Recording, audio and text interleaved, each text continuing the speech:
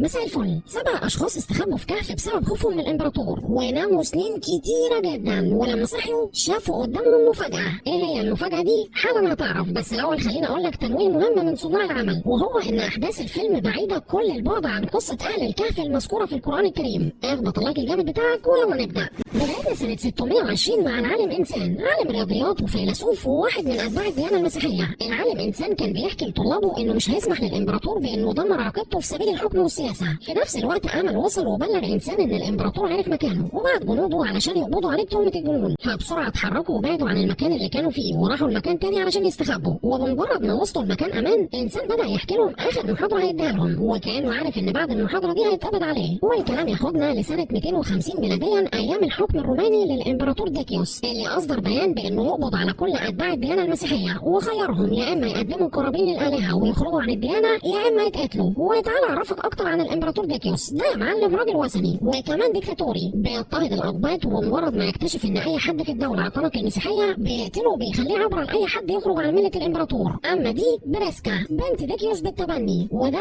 ابنه اللي من صلبه. بريسكا بتكره الدم والقتل، واخوها وباباها بالنسبه لهم القتل والحرب متعه. معلومه كمان عايزك تعرفها، وهي ان صاحبنا ده بيكره بريسكا، يعني علشان الامبراطور بيحبها لانه بيعتبرها هديه من الالهه، اكمنه لقاها في المعبد. واللي حضر الموقف يبقى عرموش وزير الامبراطور.